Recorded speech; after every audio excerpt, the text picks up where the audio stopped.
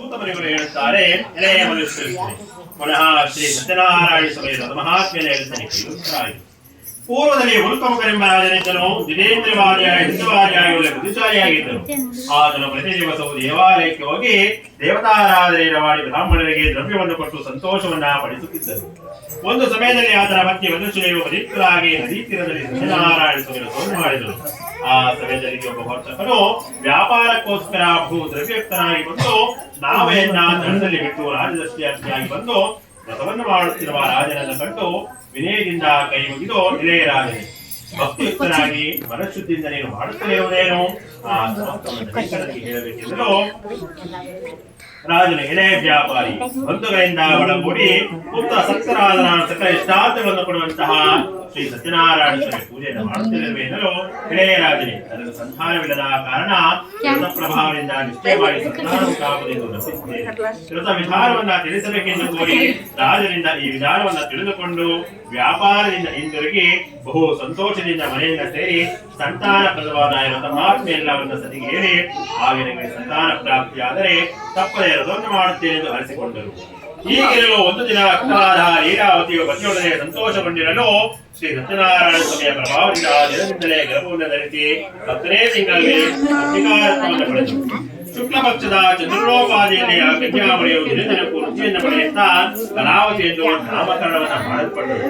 ಆಗ ಲೀಲಾವತಿ ತನ್ನ ಪತಿಯನ್ನು ಕುರಿತು, ಹೇ ಸ್ವಾಮಿ, ಪೂರ್ವದಲ್ಲಿ ಸಂಕಲಿಸಿದ ರಥವನ್ನು ಇನ್ನು ಏನಕ್ಕಾಗಿ ಮಾಡಲಿಲ್ಲ ಎನ್ನಲಾಗಿ ವರ್ತಕನು ಮಗಳ ಯುವಕಾಲದಲ್ಲಿ ರಥವನ್ನು ಮಾಡುತ್ತೇನೆ ಸಮಾಧಾನವನ್ನು ಪಡಿಸಿ ವ್ಯಾಪಾರಕ್ಕಾಗಿ ಹೊರಟು ಹೋದರು.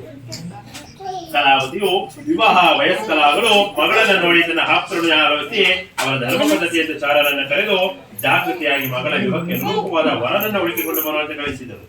ಈ ರೀತಿಯಾಗಿ ಆಜ್ಞಾಪಿಸಲ್ಪಟ್ಟ ಚಾರರು ಹೊರಟು ಕಾಂಚನವೆಂಬ ಪಟ್ಟಣದ ಒಬ್ಬ ವರ್ತಕನ ಕುಮಾರನನ್ನ ಕರೆತಂದರು. ಸುಂದರನಾಗಿಯೂ ಬಾಲನಾಗಿರುವ ಆ ವರ್ತಕನ ಕುಮಾರನಾದ ವರನನ್ನು ನೋಡಿ ಆನಂದ ಚಿತ್ತರಾಗಿ ವರನಿಗೆ ತಮ್ಮ ಮಗಳನ್ನ ದಾರಿ ಎರೆದುಕೊಟ್ಟರು. ಧನ ಮದದಿಂದ ಕೂಡಿದಂತಹ ವರ್ತಕನು ವಿವಾಹ ಕಾಲದಲ್ಲೂ ಕೂಡ ರಥವನ್ನು ಆಚರಿಸಲಿಲ್ಲ. ಇದರಿಂದ ಸ್ವಾಮಿಗೆ ಅವರಲ್ಲಿ ಕ್ರೋಧ ಉಂಟಾಯಿತು.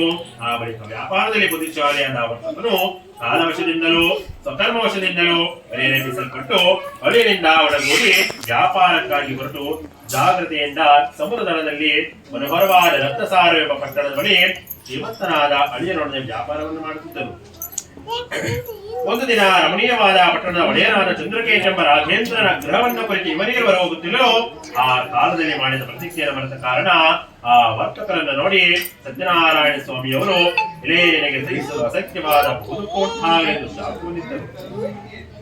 ಅದೇ ಸಮಯದಲ್ಲಿ ಕಳ್ಳರು ರಾಜದ್ರವ್ಯವನ್ನು ಅಪಹರಿಸಿ ಆ ವರ್ತಕರಿರುವ ಪ್ರದೇಶದ ಕಡೆ ಬರುತ್ತಿದ್ದರು.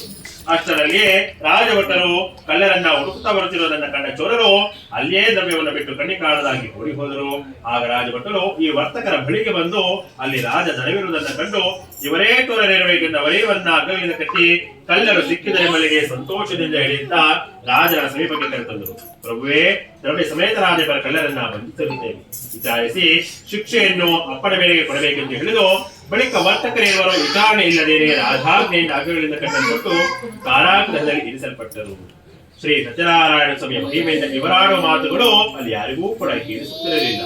ಚಂದ್ರಕೇಶ್ ಎಂಬ ರಾಜನಿಂದ ಸಂಪತ್ತುಗಳು ಗ್ರಹಿಸಲ್ಪಟ್ಟಿದ್ದವು. ಇದಲ್ಲದೆ ಸ್ವಾಮಿಯ ಶಾಪದಿಂದ ಅವರ ಮನೆಗಳಿದ್ದ ಹೆಂಗಸರುಗಳಿಗೆ ಬಹು ಒತ್ತಡ ಉಂಟಾಯಿತು. ಮನೆಯಲ್ಲಿದ್ದ ದ್ರವ್ಯವೆಲ್ಲವೂ ಕಳ್ಳರಿಂದ ಅಪಹರಿಸಲ್ಪಟ್ಟಿತು. ಆದಿ ವ್ಯಾಧಿಗಳಿಂದಲೂ ಹಸಿವು ಬಾಯಾರಿಕೆಗಳಿಂದಲೂ ಅನ್ನಾಕಾಂಕ್ಷೆಗಳಿಗಾಗಿ ವರ್ತಕರ ಭಾಗ್ಯರು ಆಹಾರಕ್ಕಾಗಿ ಮನೆಗಳನ್ನ ಸುತ್ತಿಸಲಿದ್ದರು. ಒಂದು ದಿನ ಕಲಾವತಿಯು ಹಸಿವಿನ ಬಾಧೆಯನ್ನು ತಾಳಲಾರದು ಒಬ್ಬ ಬ್ರಾಹ್ಮಣನ ಮನೆಗೆ ಹೋಗಲು ಅಲ್ಲಿ ಶ್ರೀ ಸತ್ಯನಾರಾಯಣ ಸ್ವಾಮಿ ವ್ರತವನ್ನು ಮಾಡುತ್ತಿದ್ದ ಅವರನ್ನು ಕಂಡು ಪೂಜೆ ಆಗುವರೆಗೂ ಅಲ್ಲಿಯೇ ಇದ್ದು ಸ್ವಾಮಿಗೆ ಅರಸಿಕೊಂಡು ಪ್ರಸಾದವನ್ನು ಭಕ್ಷಿಸಿ ರಾತ್ರಿಯನ್ನು ಕಳೆದು ತನ್ನ ಮನೆಯನ್ನು ಸೇರಿದಳು. ತಾಯಿಯು ಕಲಾವತಿಯನ್ನು ಕಂಡು ಅತಿ ಪ್ರೀತಿಯಿಂದ, ಮಗಳೇ, ರಾತ್ರಿ ಎಲ್ಲಿದ್ದೆ, ನಿನ್ನ ಮನಸ್ಸಿನಲ್ಲಿ ಏನಿರುವುದು ಹೇಳು ಎನ್ನಲು ಕಲಾವತಿ, ಅಮ್ಮ, ಒಬ್ಬ ಬ್ರಾಹ್ಮಣನ ಮನೆಯಲ್ಲಿ ತನ್ನ ಇಷ್ಟಾರ್ಥವನ್ನುಂಟು ಮಾಡುವ ಸತ್ಯನಾರಾಯಣ ಸ್ವಾಮಿ ವ್ರತವನ್ನು ಮಾಡುತ್ತಿದ್ದರು.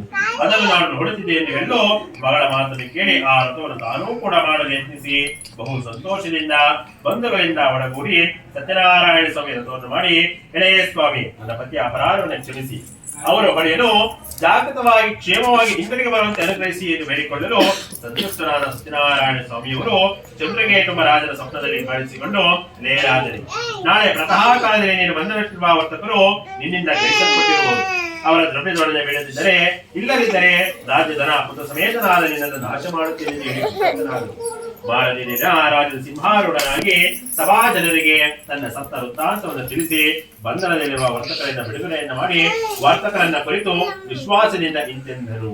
ಹಿರಿಯ ವರ್ತಕರೇ, ದೈವ ಎತ್ತದಿಂದ ನಿಮಗೆ ದುಃಖ ಪ್ರಾಪ್ತವಾಯಿತು. ನೀವಿಂದು ಭಯವನ್ನು ಮಾಡಬೇಕಾಗಿದೆ ಎಂದು ಹೇಳಿ ಅವರ ಸಂಕೋಲೆಗಳನ್ನು ತೆಗೆಸಿ ವಸ್ತ್ರ ಆಭರಣಗಳಿಂದ ಅಲಂಕರಿಸಿ ಸಂತೋಷಗೊಳಿಸಿ ಪೂರ್ವದಲ್ಲಿ ಅಪಹರಿಸಿದ್ದ ಅವರ ದ್ರವ್ಯಕ್ಕೆ 2ರಷ್ಟು ದ್ರವ್ಯವನ್ನು ಕೊಟ್ಟು, ವರ್ತಕರೇ, ಸಂತೋಷದಿಂದ ನಿಮ್ಮ ಸ್ಥಳಕ್ಕೆ ಹೋಗಿ ಬನ್ನಿ ಎನ್ನಲು ವರ್ತಕರು ರಾಜ ನಮಸ್ಕಾರವನ್ನು ಮಾಡಿ ಸ್ವಸ್ಥಾನವನ್ನು ಕುರಿತು 2 ಜನರಿಗೆ ಸೂತಮುನಿಗಳು ಶೋನಕಾರೀಶ್ವರಿ ನಿರೂಪಣೆಯನ್ನು ಮಾಡಿದವರಿಗೆ ಅಧ್ಯಾಯ ಸಮಾಪ್ತವಾಯಿತು. ಜಯ ಜಯ ನಾರಾಯಣ, ಜಯ ಜಯ ರಮಣ, ಜಯ ಜಯ ಜಯ